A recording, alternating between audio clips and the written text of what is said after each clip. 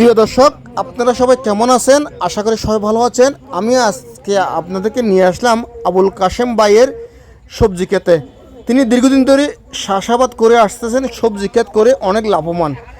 এটি হচ্ছে চকরিয়ার অন্তর্গত আজিজনগর হারবাং ইউনিয়নের ৯ নং ওয়ার্ডের আবুল কাশেম ভাই। তিনি 30 শতক জমিতে লাউ চাষ করে কি পরিমাণ লাভের আশা করতেছেন সেই বিষয় আমি জানাবো এখন। তার সাথে সরাসরি কথা বলবো, কারণ বর্তমান বাজারে প্রচুর পরিমাণ সবজির দাম বৃদ্ধি পাওয়ায় তাই সেই 30 শতক জমিতে পুরো জমি এলাকা জুড়েই লাউ ক্ষেত করবে। এই যে বর্ষার মৌসুমে প্রচুর পরিমাণ সবজি চাষ হচ্ছে আমাদের এই যে চকরিয়া আজিজনগর এরিয়াতে। আমি চলে আসলাম এক কৃষক ভাই, এখানে খুব সুন্দর এই যে এখানে লাউ খেতি করেছেন। যে সবজি চাষ আসলে বর্তমান বাজারে সবজির চাহিদা খুব বেশি, তাই আমি এখন এই যে কৃষক যিনি এই যে সবজি চাষ করেছেন ওনার কিছু কথা বলবো। আপনার নাম কি? আবুল কাশেম। আবুল কাশেম ভাই, আচ্ছা আপনি এখানে কয় বিঘা যে সবজি চাষ করেছেন? এখন 80 করার মতন হবে দিদি। 80 করার মতন আপনি সবজি চাষ করেছেন। এখানে আপনার খরচ কি পরিমাণ গেছে? 20-50 হাজার মতন আছে। 20-50 হাজার। এই 20-50 হাজার টাকা আপনি সবজি চাষ করে এই যে লাউ ক্ষেত করে কি পরিমাণ লাভবান হবেন, কি পরিমাণ? আমি দেখি ডগা ডগা এখানে লাউয়ের খুব ভালো ফলন দেখা যাচ্ছে ইনশাআল্লাহ।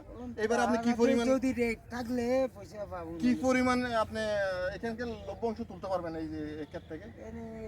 মনে করেন 400-500 মতন এক কাটার নামে কদু লাউ। মানে 500 দাম কত করে? 30 টাকা। কয়বার কাটতে পারেন? মাসে 3 বার। প্রিয় দর্শক, আপনারা হয়তো জেনেছেন। আপনার নামটা কি প্লিজ? আবুল কাশেম। আবুল কাশেম। এই যে কৃষকের সাথে কথা বললাম, এই 80 এখানে 80 প্রায় 30 শতক মতন যে যে ওনার কথা হিসাবে 30 শতক জমিতে লাউ চাষ করেছেন। মাসে মিনিমাম কয়বার উঠান? 3 বার। 3 বার উঠাবে। প্রতিবারে 500 হইতে 600 লাউ এখান থেকে কাটবেন এইবারে উনি আশা করতেছেন আর কি।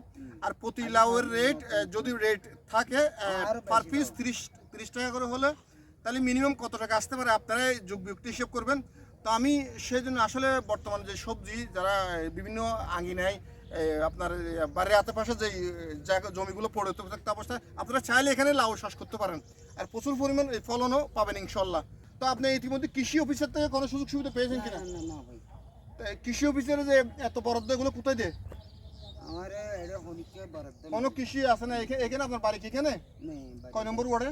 9 নম্বর ওয়ার্ড। 9 নম্বর ওয়ার্ড। প্রিয় দর্শক, আরেকটি কথা হচ্ছে যে এই যে 9 নম্বর ওয়ার্ডের বাসিন্দা উনি দীর্ঘদিন ধরে এই কৃষি কাজে জড়িত। মিনিমাম কয় বছর? আজ 8 বছর। 8 বছর উনি কৃষি কাজের সাথে জড়িত, কিন্তু এখনো পায়নি কোনো সরকারের সহযোগিতা। তো উনি এখন চাচ্ছেন চকরিয়া উপজেলা কৃষি অফিসারের সহযোগিতা পেলে উনি সবজি ক্ষেত আরও দ্বিগুণ বাড়াতে পারবেন, উন্নত করতে পারবেন।